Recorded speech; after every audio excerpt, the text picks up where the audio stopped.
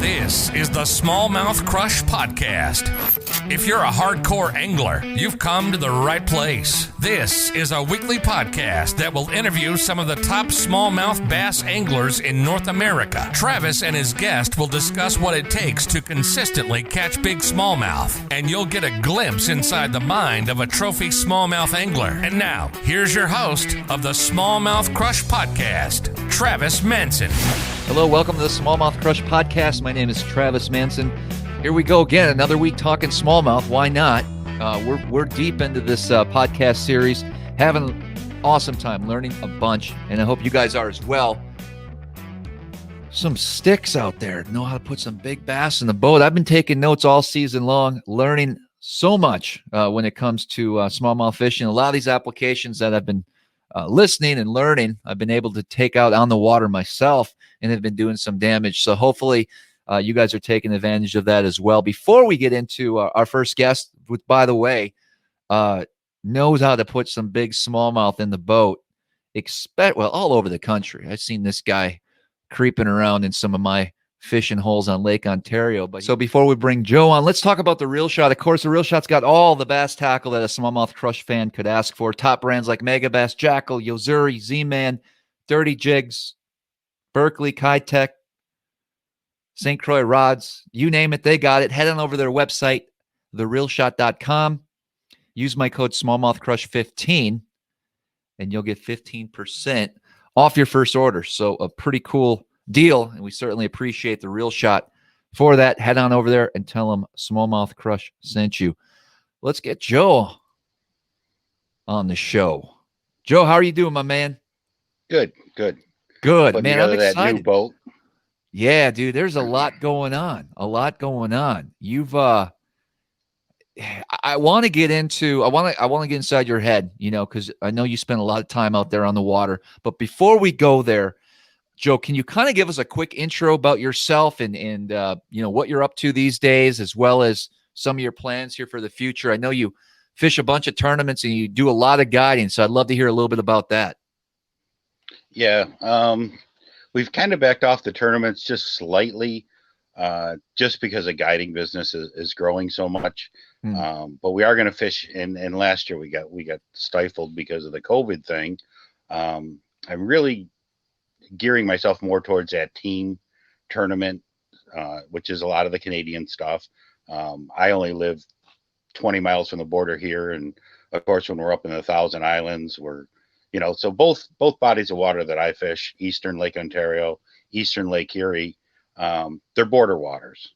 So, there's some horsepower restrictions that, I'm having growing pains over right now. And sure. So I can fish a lot more of the Canadian stuff. I am going to fish some of the bigger, I'm going to cherry pick some of the bigger stuff that comes and basically drop into one of my 18 or my 16 boat and come up and fish some of that stuff just to give you a little fun. Yeah. Well, I mean, you're always up there when it comes to tournaments and placing well and doing well. I think a lot. I mean, how long have you been fishing Lake Erie? Just where would you say your home base is, if people are wondering? My home base is definitely Erie or Western New York. So, I mean, Lake Ontario is 12 miles from my house. Lake Erie is 23 miles from my house. Oh, yeah. So I'm right there. We're on little spit of land that sticks out between the two lakes. The Niagara Peninsula is what it's called. Niagara River runs down through it, which is another outstanding fishery. We're only 40 miles from the Finger Lakes and 60 miles from Chautauqua. So, wow, fishermen, this is a dream place to live. It really is. There's so much I want to ask you. I mean, we could talk Lake Erie, the Eastern Basin. We could talk the Western Basin of Ontario, well, all of Ontario. But between the two, let's just go with the two Great Lakes first. The Eastern Basin of Lake Erie and then the Western Basin of Lake Ontario. I assume you have experience on both places, even the western part of Lake Ontario, which is an area I'm not too familiar with. So I'd love to hear your thoughts on that side. I don't even know. How's the structure? Is it similar to the Thousand Islands area on Lake Ontario? And how does that differ even from the Eastern Basin of Lake Erie? Right.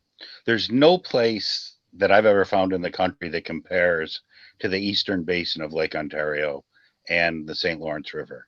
That place is just mega structure. It fishes so large. I mean, you could let 100-boat tournament loose on that body of water and nobody has to see each other. You probably will, but you don't have to.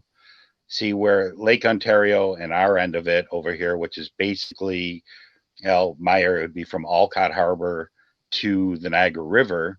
There's not a lot of structure, so the areas where the fish are going to be. And normally they're piled up right around the Niagara River or any of the major stream mouths. Lake Erie here, even though it's big, it fishes kind of small. Everybody knows the Honey Holes, the Myers Reef, the Evans Bar, and Dunkirk, of course. So, you're going to get more crowds on the eastern end of Lake Erie than you would on the eastern end of Lake Ontario. But fishery down in the lower river and western Lake Ontario, that doesn't get the pressure, and there's a lot of big fish. There's a lot of big, there's plenty of 6s, and the last few years 7s have been showing up. So there's some giant fish there. That's awesome. I've always been intrigued. Do you get up in the river at all and do some fishing on that section before the Niagara Falls? Yes. Yeah. Before and after. Last year, because of COVID, we were shut down. We couldn't do any guiding. So it was just a great year because my son and I, he was off. He's an electrician. He was off work. And we got to fish every single day. So we went to the lower river, where we used to fish quite a bit when he was a boy, and had a riot. We caught a ton of smallies. I think our big fish is like 6'2". Sure. But we had several fish in that 4 to 4.5 pound range. And that fishery's really come on, it's really, and I've noticed that some of the guys that fish both the lower and the upper, I don't see them anymore because they're kind of keeping that lower a secret, and I don't blame them. I mean, it's really, really a good fishery. Lake Erie is, especially that eastern basin's always been, whenever you're talking smallmouth waters, like trophy smallmouth fishing and some of the best smallmouth fishing in the country, that section of the lake is always at the top. What do you think, over the course of the years that you've been out there, what are some changes that you've seen recently when it comes to either the size or maybe the population or fish catching ability, as far as targeting those fish? Has it gotten better, worse? What are your thoughts there? Well, it's cyclic, like any fishery. Couple years ago, and what I kind of judge it on, this might sound a little bit weird, is number of 6-pounders we land in a year. In the beginning, we were in the 30s, sometimes close to 40 fish over 6 a year, and then it kind of dropped off, and it dropped down to maybe we were catching 9 to 12. Okay, and I fish with the real scale. Okay, and I'm not putting anybody down for we catch 6-pounders all the time. Well, you know what? If you got a legit scale that really reads and you put them on there, in my boat, a 515 is not a 6. A 514 is not a 6. After you leave my boat, it can be whatever you want. If I don't weigh it, it can be whatever you want. But once I weigh that fish, he is what he is. And what happens is once these fish reach that 6-pound point, they're 12 years old. They're 13 years old, 11. So they're not going to live forever. Even if we take the best care of them, let them go, they're kind of at the end of their life expectancy, at that point. So you need that next year class to come in and fill in. Now, I've noticed over the last 2 years, that's definitely happened. So I was getting a little bit concerned. Last year, we had 26 or 27 fish over 6. We did not have a fish over 7. So I feel a lot better. And we had just an extreme crop of 4.25 pound fish. 4.5 pound fish. So those within 2 years will all be in that 5.5 range. Oh, so wow. I think we're back on the upswing again. Very good. We fished a tournament in October. Larry Mazer and I, we came in with like 27.33 and finished second. And we did have a 7.22 kicker. Oh, geez. So you thought you were going to win that tournament coming in that day? Wasn't sure. I mean, there Uh-huh. was some big fish being caught around us, but yeah, Sure. I had a good feel that we were going to be okay, and Yeah. right up until the end, Dang. You got big you fish know at the way that least, right? goes. Oh yeah, yeah, we did get Yeah. big fish. Yeah, definitely. Well, tell me a little bit about, some of your experience when you're out there locating these fish. Are you looking more so for structure, big schools of fish, or little pockets of fish? What's your strategy typically on that eastern side of Lake Erie? On Lake Erie, because it is my home water, and I legitimately fish it over 100 days a year for smallmouths. Me and the fish are kind of on a first name basis. Mm, So what I do is, and I've got a gazillion waypoints from Buffalo all the way to Presque Isle, um, is I will have a good idea based on weather, based on current, based on what's been happening, where these fish are going to be. And basically, what I'll do is I'll go and start checking waypoints. Lake Erie is nothing but a big river. Okay, we've got the Detroit River at one end dumping in, we've got the Niagara River at the other end dumping out. The Niagara River carries 10% of all the fresh water in the world mm, every day. So the volume of water that's flushing through that lake every day. Now, what happens, it changes the current is the wind will blow really hard out of the west, say for 2 or 3 days. Our shoreline will actually come up anywhere, well, on a really bad case, 5 or 6 foot. On a normal mm. case, it'll come up 2 foot. You come in one day and you can barely get in your boat. The next day, your boat's almost sitting on top of the dock just based on wind. Once all that water flushes to this end, then what happens is water has to seek its own level. The lake's going to sesh its way back towards Ohio. So now all of Yeah. a sudden, all your currents change. So Wow. the big thing Yeah. to do is I look for currents first off, knowing that most smallmouths are going to stay on the leeward side of whatever structure. And that's where I'll start looking. If we've got beautiful, perfect conditions, calm conditions, southwest winds, which is our prevailing, Hmm. then we can go to our normal structure spots, and it's a lot easier.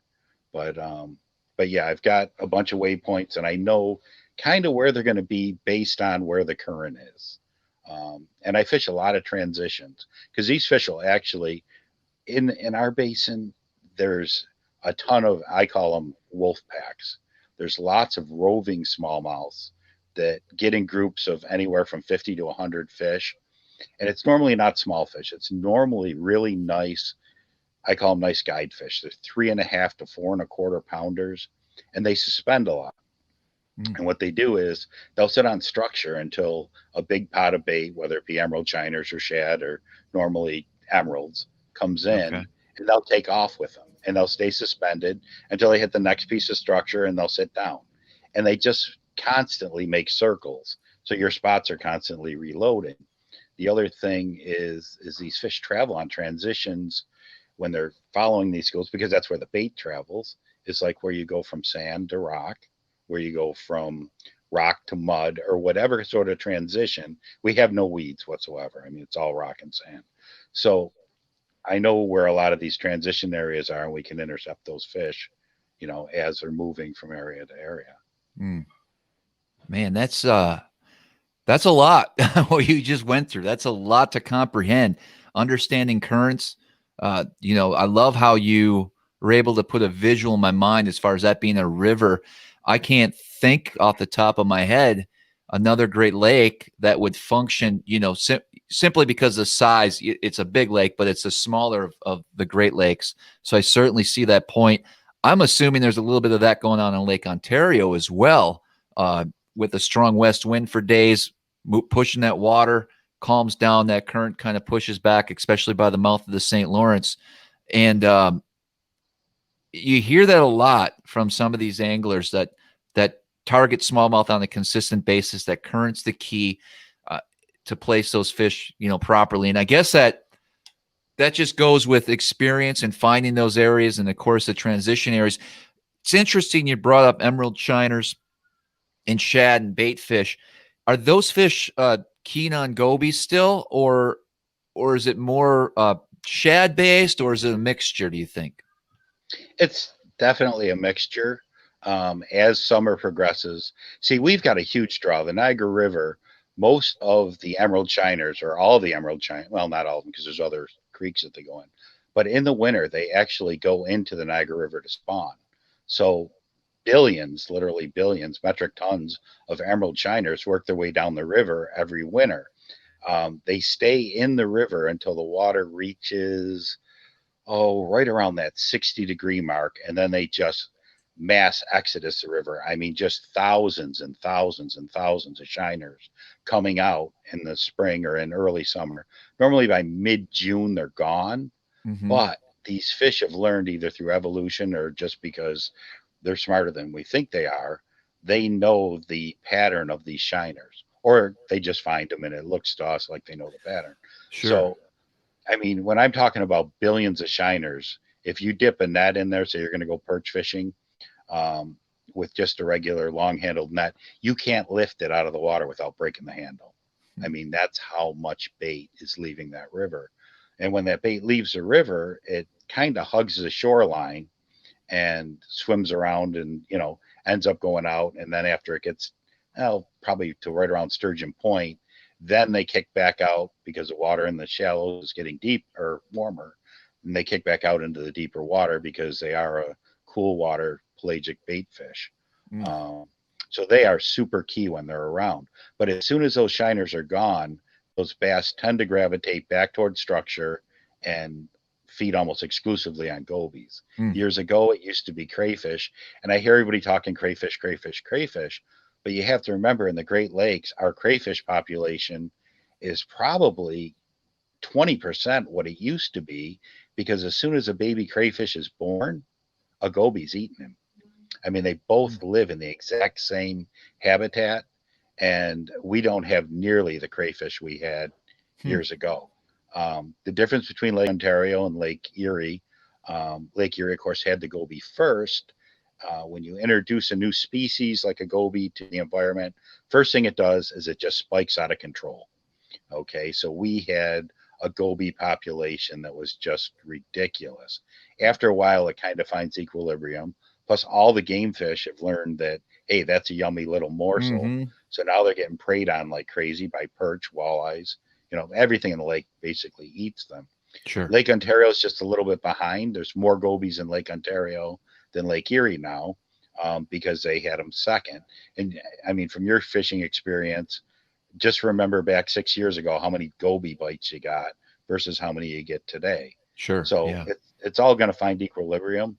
And I mean, there's times when I wish we had more gobies because the perch just devour them. And our other thing in Lake Ontario, or I'm sorry, Lake Erie, our walleye population is just, it's blown up tenfold. So they're eating everything. Yeah. Speaking of that, for walleye, some of the best walleye fishing in the world is found on Lake Erie and in different sections of Lake Erie. Obviously, the Eastern Basin definitely has some good fish as well as a good population. Do you find that the walleyes and smallmouth hang out together? When they're in small quantities, what happens here is, because our walleye population has gotten so large, some of my best structure will get taken over by walleyes at certain times of the year. So a spot where, and I mean, it can happen in a week. On Monday, you pull up to a couple boulders, you do really well on smallmouths. You show up there on Wednesday and the graph is just lit up like lasagna, 5 foot thick. It's all walleyes. And the bass won't tolerate that. So they move off. They're gone. So the walleyes will definitely, they seem to be more aggressive and tend to push the bass away. Man, fascinating. And you can pretty much tell the difference on your graph, walleye versus smallmouth? Absolutely. No comparison. What would someone look for if they're using their 2D to do some idling? They got their side image out and they're just going along areas that they think should hold fish, and they start seeing some stuff. What are some key things that you look at to kind of know the difference between the fish species? Yeah, your bass are not going to be a pure solid hook, but they're going to be a long C, and they're going to be a little bit thicker. I'm always running in that red yellow mode, so mine are normally bigger. Bass will have more yellow in them, and smaller bass will have a little bit more red in them. And they're going to be thicker. Your walleyes are going to be long, squiggly lines.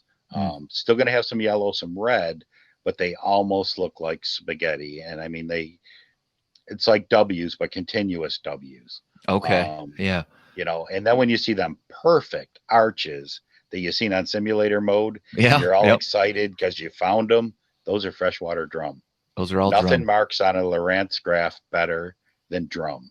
Drum and Yeah. brown trout, you know, sonar works by the float bladder and the fish, and the bladder of a brown trout and the bladder of a drum just makes them perfect simulated arches. So when you're seeing those, don't get too excited. Sure. Seagulls flying across your screen, those are white perch and silver bass. So, Yep. I mean, you can really tell the difference once you get in tune with your graph. Yeah, absolutely. So the drum, the sheephead, you get in an area with them. What does that do to the smallmouth? They kind of will hang out together. They will. Okay. Yeah, they will tolerate each other a lot more than the bass will tolerate the walleyes. Interesting. So, yeah. And wherever they are, there's normally gobies or crayfish, both, because they're, you know, their mouth is shaped down. They're always looking down. So if it's one of them, you know, if you're looking for structure with bass and there's drum on it, there's bass on it too. What are some key techniques that you would advise somebody that wants to fish Erie for the first time and get out there? And let's say it's summertime, you know, time when a lot of people take vacation to go out and maybe explore a new body of water. July, August, we know some of these fish are obviously always shallow, but there's a good population by then that are out deep. What would you recommend somebody starting with as far as maybe locating some fish as well as how we're going to get them to bite? Well, of course, everybody wants to throw the drop shot because it's the drop shot. But for somebody who's starting just wants to find fish and catch fish, there's nothing easier to fish than a tube. You know, I mean, you want to keep it deep. You want to keep it on the bottom. You're going to lose some, of course. Subtle hops, you know, long casts, drag it. A lot easier to fish and a lot easier to find fish with.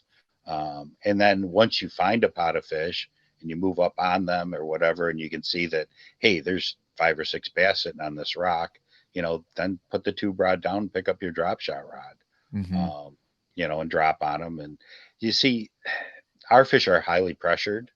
So, you know, as far as sitting in one spot and catching 15 fish in a row, they've become tuned into our sonar. They can feel the thumping and they kind of know. So you're going to catch 2, maybe 3, and they're going to move on. You know, those fish are going to swim away, or they're simply going to cross their fins and say, hey, I'm not biting. You know, I've played this game before. So personally, I prefer to drift more than spot lock. And I prefer to fan cast. I would rather get my bait to that fish before I see the fish, especially for the bigger ones. I mean, these bigger fish are smart. I mean, our water's crystal clear, the same as yours is up in the eastern basin of Ontario. They see the shadow of that boat coming over them. They feel that sonar ping. And, you know, people say fish can't remember more than 10 seconds. That's not true, or else we'd catch them every time we dropped in. You know, they know that or sense danger with that boat shadow, and they sense danger with that sonar ping. So if I can get my bait to that fish before he even knows I'm coming, I got a much better chance of catching a big fish. Yeah, good points. You know. Yeah, real good points. So I know you fished all over the place. What are some of your favorite places to catch smallmouth? If you could pick one, where would that be? And maybe it is Lake Erie. You know, I gotta say it's Lake Ontario. It is, yeah. Because, like I said, our lake fish is so much smaller, and it gets so much pressure. I mean, we've got, you know, a huge contingent of Canadian fishermen that all fish the American side, and we've got the Americans that fish the American side up here, and it fishes rather small. Where I can get away in the Thousand Islands and never see another boat. You know, I mean, and it's just, you know, it's just, you can go for miles and miles and miles of structure. And the fish, a lot of them, I really don't think I've ever seen a lure. You know, I mean, yeah, of course, if you know, play right on the ducks or play right on Galoo, you know, those fish have seen a lot of guide boats and stuff. But if you got the beaten path up there, you know, it's just so much fun because you can do anything and still catch fish. if you see them, you're pretty much sure you're going to catch them. Yeah. And Finding them's the tough part, though. It's the like you've been there. We've all been there. You've been idling for 4 hours, and you're like, I just want to catch a fish, but you don't see nothing on the graphs, and it's just you got to keep doing it, I guess, until hopefully it happens that day. well, up there, I hate to interrupt you, but up Yeah. there, my theory of these fish taking off after pelagic bait fish in the Thousand Islands or on Lake Ontario, I think it's twice as bad. I mean, if you get up there on Little Galoo and you watch all of those giant terns and you see them all coming back with those big alewives in their mouth. I mean, if you just watch, it looks like they're carrying a mirror in their mouth, and they're going offshore and they're getting them. And then every once in a while, you'll see a school of that bait come in. And I really do think that those fish, when a school of those big, either shad or alewives come by, they leave. And that's exactly because I've been up there when it's like, there isn't a fish anywhere around this island. Yes. I mean, I've tracked every inch of it from 6 foot out to 46 foot. They just took off on that bait. And now you gotta wait them out. You gotta wait till they lose that school of bait and they'll come back. And over the last few years now, I found some really deep structure that's, it comes up to 65 and 90. And that's where they rest on their way back. So I've been lucky enough to find a few of those spots out there where, okay, this is where you guys are staging to chase that bait, and this is where you're staging to come back. And what's weird about that deep structure is they spook off of it so easy. You would think just the opposite. Yeah. But I mean, pull up on that deep stuff, you might get 2 bites and catch 2 fish. When you pull up, you see 30 of them sitting there. You catch 2, and then it's a liquid desert, and you can circle and circle, and you don't know where they went because they're not going back to the bottom. They're staying 40 foot down and swimming across that, I mean, so I'm hoping that this new forward facing electronics just really helps us in those situations. Yeah. I think it will. A quick story. My first experience really on Lake Ontario with those roaming fish happened last year. I had one of the best days ever when it comes to offshore fishing. And I was all by myself, and I was actually going to a different area, totally different area. So I'm out there in some deep water, and every once in a while, I always like to run with my 2D on because sometimes you can pick up some clues on your way, whether it be a hump that comes up that you're not familiar with or whatever the case may be. Well, in this case, it actually looked like fish on there. And I wasn't obviously going full speed, but I was going fast enough to realize something's going on back there. I turned the boat around. I was able to use the forward-facing sonar and noticed fish over 60 to 70 feet of water that were only 15 feet down. And I picked up a, kind of a Damiki rig with a short little plastic that imitated a bait fish, dropped it down, and fish after fish after fish all day long, and good ones. Yeah. And I'm like, exactly. This is the deal. I'm going to have an awesome summer out, So I've been back to that area 30 times that year, nothing. And that's how it's going to be, I think, chasing those fish. Yeah, that's the whole problem. Now you're not trying to pin them down on a piece of structure. They could be anywhere en route. So it's like finding Waldo. I mean, but that's where they are. When we can't find them, that's where they are. The key is to find the bait, find the birds, and you're going to find them. But, and then a lot of times the bait's there, but the fish hasn't found the bait yet. So, but yeah, I know for a fact that that's what these fish do. That's what's going on. They take off with that bait, and eventually they'll lose it. They get hungry, so they come back home where they know there's food. And up there, it's a lot of current too, and thermocline. See the difference up there? We don't have a big temperature gradient, so your fish are going to be, or the Lake Ontario fish are going to be both in temperature and bait, where our fish are going to be more just with the bait, because last summer we were almost monolith. I mean, our temperature was the same from top to bottom. So yeah. We don't have the deep water. No, I definitely see that. I get nervous when you get that thermocline develop and you have those really hot summer days, and sometimes those fish kind of push off of that 35 to 40. I think they go a little bit deeper at times. And the problem I'm having is a lot of my areas I like to fish, that structure disappears after 30 feet. There isn't a whole lot in that deeper zone where these fish might feel comfortable. And so I have a hard time finding them when that thermocline gets messed up, and whether it be the wind and just an off year. I hope I don't. I see that it's been a couple times now up there that I really see that come into play, and it makes it a little bit more difficult to track and stay on those fish when that's happening. Yeah, it's very, very difficult. So, that's why I'm feeling a little more confident up there that I found some of that deep, deep water structure. Mm-hmm. And, once they get full, once they've eaten what they want to eat, they tend to go back to structure and sit and rest and digest, so, and then they wait for the next school of bait and they take off with it again. So you can catch them when they're sitting on that structure. I'm glad we had this conversation because it at least puts some thoughts and some perspective in my mind. I'm stubborn. I don't want to think, because it's so much easier to find and catch fish that are goby oriented. So I kind of just wanted to ignore that whole aspect of those chase and bait fish. I want my fish to be eating gobies and be right where they need to be positioned. And last year up there was kind of a tougher year for myself and others when it comes to locating fish up on Lake Ontario. And for a little while, I thought maybe there's some issues with the population. Maybe some things maybe it's on a down cycle. I hope that's not the case. Maybe because I did experience that little offshore bite last year too, that some of these fish are doing a little bit more of that now. So what's your thoughts? Do you think it's on a decline, or is there still a pretty good population of fish on that eastern basin of Lake Ontario?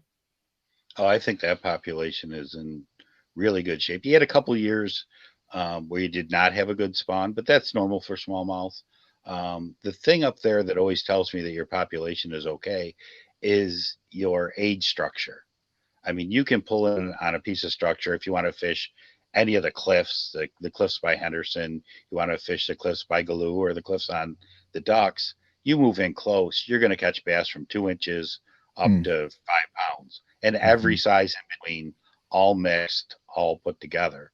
So as long as you have that kind of recruitment, I think you're okay. But yeah,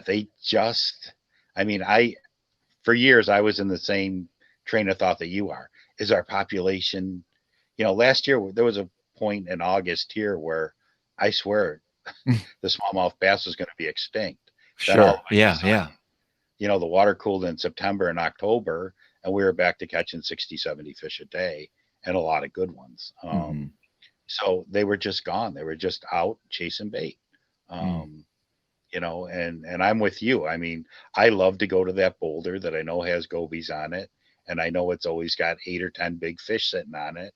Some days they're just not home, and fish are opportunistic feeders. So, I mean, if you're scraping around the bottom of your salad bowl for the last tomato, and all of a sudden somebody drifts 15 porterhouse steaks over your head, you're going to follow those steaks. I mean, let's face it. They're going to take the easiest meal. And in that case, the easiest meal is to follow their roving bait. Yeah. So as far as when you're actually out there guiding, doing this on a daily basis, are you throwing a lot of drop shots and tubes with your clients? How are you trying to get these fish? What's the most efficient way as a guide to get people on smallmouth when you're out there guiding? Tubes and swim baits. Swim baits. Because, we throw a lot of swim baits. We throw the Gadjo swim bait. We throw a lot of Kitex. Because like I said, I normally drift. I don't, especially when I'm guiding, because a lot of my trips are 2-man and even 3-man trips. We run that big 621, so we've got plenty of room. So basically what I'll do is I've got the structure kind of set up. I have a feel for where I think the currents are going to be, and I'll run over it once. Okay, there's fish here. We'll set up above it and we'll come drifting through it.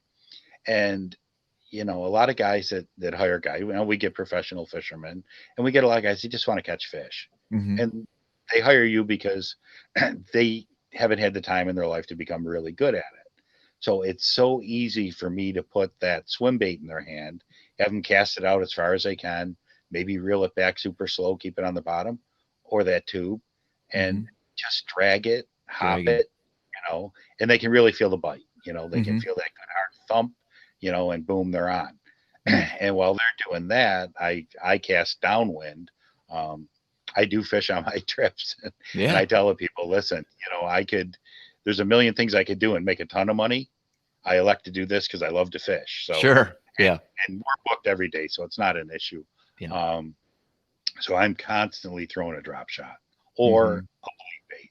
I mean, I just love blades. So, and I'm always casting downwind, so I'm away from these guys.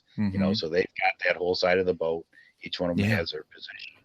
But yeah, tubes and swim baits are the key because it's easy for them. So I got to ask you two questions on that. One just popped in my head that I want to get to, but you mentioned blade baits. Is that a technique that you're utilizing throughout the year, or is that specifically in the colder water months? All year. Yeah. It's just a matter of, you got to let the fish know what cadence. Of course, we go a little bit softer in the spring, a little more hops. The other thing is I always want that couple bonus walleyes to bring home to eat. So, sure. Yeah.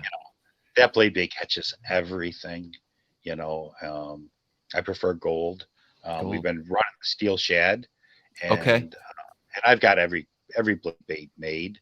But the nice thing about the steel shad is it's aerodynamic, and they set the hooks far apart, or enough far apart that when you cast, you can make 15 casts without fouling it. Yes, where a lot of the other blade baits, they set the hooks too close. So every third cast, you're reeling it in, untangling the hooks, and casting it out again. Yeah. And the profile is a little bit longer and more slender. So I really like it because it imitates that emerald shiner so well. They make a like a sexy shad pattern that it really looks like that emerald shiner.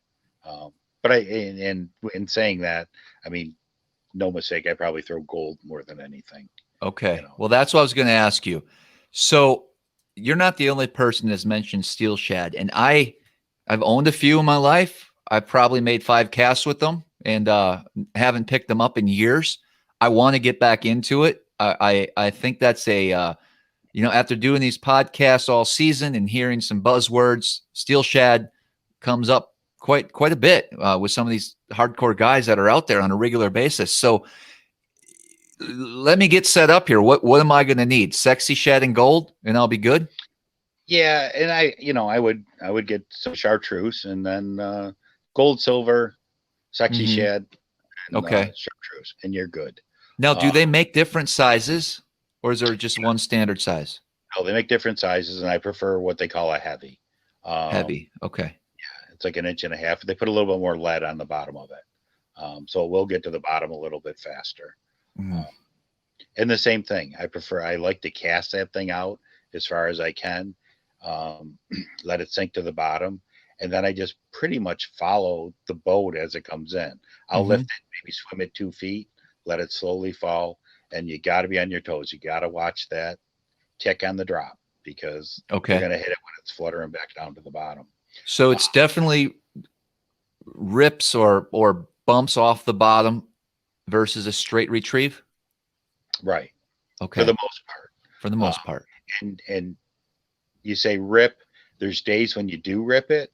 Okay. But there's a lot of days when I use a soft rod, and all I do is swim it up. I'll swim it up 2 foot, just and let it fall. Semi-slack line on the fall? Yes. Yeah. And I just watch that line going down. I'm a big nanofill guy when it comes to that, because it's white and I can see it. Or I use Smackdown, a lot of Seeger Smackdown. Okay, so you're going to want to see the braid. You're going to want a HighVis braid. Is that what you would recommend? Yes, yes, definitely for the. But what I'll do is a 6 foot fluoro leader. 6 foot fluoro leader. Okay. What would be a good leader size? I was just going to say that brings up another point. I mean, we get these guys that come up from the South, and they're all super fishermen, but everybody thinks smallmouths are super line shy. Everybody's afraid of heavy line and smallmouth. And both on Ontario and Erie, I do not find that to be the case. I run 10-pound Seeger. I do have 6 and 8 in the boat, but I very rarely, if ever, tie it on. And I've never found a difference in the bites. Sure. It's just, you're going to lose less fish. And for me, being a guide, it's a lot easier for me to handle fish on 10-pound test. Yep. Because I prefer not to net all the smallmouths that we catch. If I can reach over and lip them and get them off the hook as quickly as possible, not knock that slime coat off of them, not bang them around in the boat. We don't consider a fish really picture worthy till he gets around 5 pounds. Yeah. Tough with clients in the beginning when they get their first 4 and they think it's 6, and you throw it back and they want to throw you back because you just threw back their fish of a lifetime. And exactly. Yeah. You explain to them, listen, you're going to catch a bigger one, I promise. So, wow. But okay. Because I can get them off and not damage. Yeah. I really, I agree with you. I seem to use 8 quite a bit versus 6, just because it's a little bit stronger. I can Ned rig, I can drop shot on 8. I don't have a problem. If you were to tell me you got to use 10, I don't see enough instances, especially on the Great Lakes, where that line diameter makes that big of a difference. It might, as far as presentation, if you're throwing like a hair jig or something, you might want to go a little bit lighter. Exactly. But I don't think I think it's more for the castability and maybe how you work that bait over. Does that fish see that line, and is he not going to bite because, that little diameter difference? I'm with you on that. I got a circle. Go ahead. Oh, the other thing with the zebra mussels that we have here and there, especially if you're fishing that tube, or that, you're trying to, imitate a goby that lives on the bottom. If you nick that 10-pound test on some zebra mussels, you still have 6 or 8 left, so, but if you nick that 6-pound test, now you're down to 2 or 4. So that's the other reason we don't have to, we don't have to retie quite as much with using the 10-pound. Yeah, right on. Totally on board with that philosophy. I got to circle back to the steel shad, because obviously I'm excited about this. It's every year I try to incorporate a handful of baits that I don't use that often, and just to maybe build some confidence in and hopefully learn something. And so that's something I really want to work on in the future. But I got to ask you, as far as your rod, are you throwing that on a spinning or a bait caster? Almost always, almost everything I throw on both of these lakes are on spinning rods. Spinning. Okay. Perfect. Perfect. And then as far as the action of your spinning rods with that steelhead, with the steel shad, you're saying heavy. So I'm assuming it's a 1/2 ounce bait, perhaps right around there, maybe a little more. Are you like a medium light, medium heavy? Medium light, fast action. Medium light, fast action. Yeah, and if I'm going to throw spoons, then I'll go to a medium fast action. And the reason is I really want to feel that vibration, and I want to feel any change in that lure. It's just I can adjust my cadence so much better feeling vibration in the tip of that rod. So that's why I go, and it's just softer. So when I'm going to do that slow, like I was saying, bring it up and let it back down, it just, the whip of the rod actually works the bait the way I want it to, because it'll come up on a bow, and then as I get to the top, the rod will straighten out, and then I'll start lowering it back down. So you can probably do it with a different rod, but it's just the way I've trained myself. Yeah, I'm on board. I was gonna use a medium, but I like your point. I'm a big fan of medium light rods. I have a lot of them. I think they're really good for throwing hair, throwing a Ned, drop shotting straight down below the boat as far as a hook set ability goes with that. So I'm totally in. I'm just I'm kind of mad now. I got to spend some more money on tackle after hearing another great interview about catching big smallmouth. Here I go again to the tackle store. The Real Shot should have some steel shads in stock if people are interested in picking some of those up. I got to ask you, we're running a little bit out of time here. Some great information, Joe. I got to ask you a couple questions when it comes to your drifting. Now, you mentioned you do a lot of drifting. Do you implement drift socks? I know Lake Erie is kind of where that whole technique came from. At least I think it did. Is that something you're utilizing too when it gets a little bit windy out there? Oh, absolutely. Um, what I want to do when I'm drifting is I like to drift between 0.6 and say 0.9 miles an hour. Once I get to a mile, then I'll throw out one drift sock. Okay. We fish at everything. I mean, people would not believe what Thumbs Up Guide Service and Joe Fonzi fishes it. And you've seen it. I mean, Yeah. everybody goes to the lake in a tournament. There's one boat that ends up going, and it's me. But it's because of the size boat I run to. And, you know, I've got a, it sounds like I'm Brad, but I'm not. I've got a lot of experience running the Great Lakes. I grew up on them. I do it slow and easy. You know, I don't do anything silly. We keep the bow up. I mean, I may run all the way to the Galoos at 11 miles an hour. Yep. You know, that's where I want to fish. So that's where I'm going to go. You get out there, and we've been out there, and true story, in 12 footers after we got out there. So in that case, 2 drift socks, you know, I mean, just trying to get yourself down to that, you know, speed. And of course you're not going to, at that point, you're pretty much at the mercy of Mother Nature, but yeah. And on Erie and on Ontario, the rougher it is, the better the bite. I mean, it's just the way it is for me.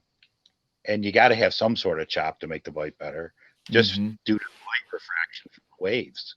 So yeah, we utilize up to 2 drift socks. Okay.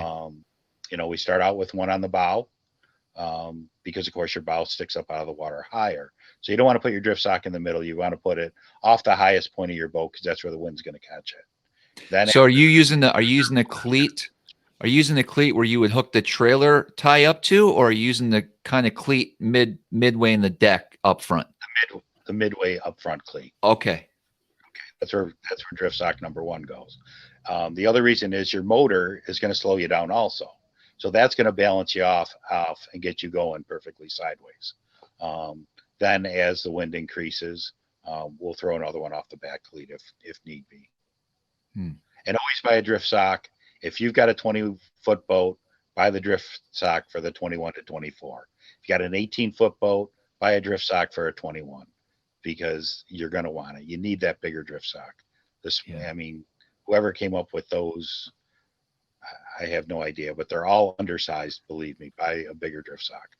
Yeah, I do utilize the drift sock quite a bit at times, especially when I want to cover, you know, a flat or an area where these fish are kind of scattered, and I'm using different techniques like dragging on the bottom. It does come into play. What color are your drift socks? Because mine are red, and it's kind of messing with my head. Should I be concerned? No, not even a little bit.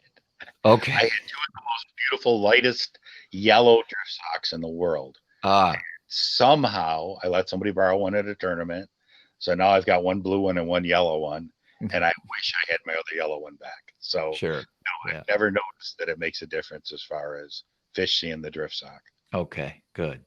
Yeah, it's been a concern. I've always wondered, man, but I love them because they are, like you said, they're like huge, and they're perfect for a 21-foot bass boat. They're the right size. They're definitely not small. You got to manhandle them and work them. But, you know, don't be afraid if you guys are looking at getting into, you know, drifting and fishing some bigger water. A drift sock's going to come in handy in so many different situations, not only for the Great Lakes, but inland lakes as well. I mean, growing up in Wisconsin as a walleye angler, that was a technique that's utilized quite a bit, and you don't see it as much anymore. You know, days with spot lock and electronics and people staying on fish, there's still a time and place, and there's no doubt you'll see me utilize those drift socks throughout the year. So I'm glad we kind of could have a quick conversation about that, Joe. I think it's definitely an important, just one more tool that you can definitely utilize to help you be more efficient on the water.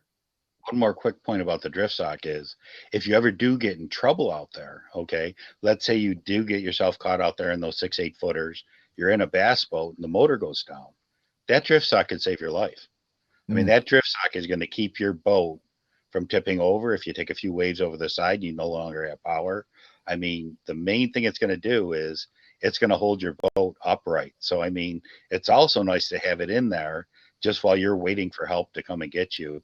Good point. You know, the event happened where, you know, you need it. It's a safety tool too. So yeah, it doesn't take up any room. Throw one in the bottom of the boat. Man. Yeah, that would have, speaking of disasters in Lake Erie, a few years ago in an event on Lake Erie, of course, you know it, on the east shore, there's nothing but a big riprap wall for miles. I lost battery power, and the motor wouldn't start about a mile away from that rock wall in 4 or 6 footers.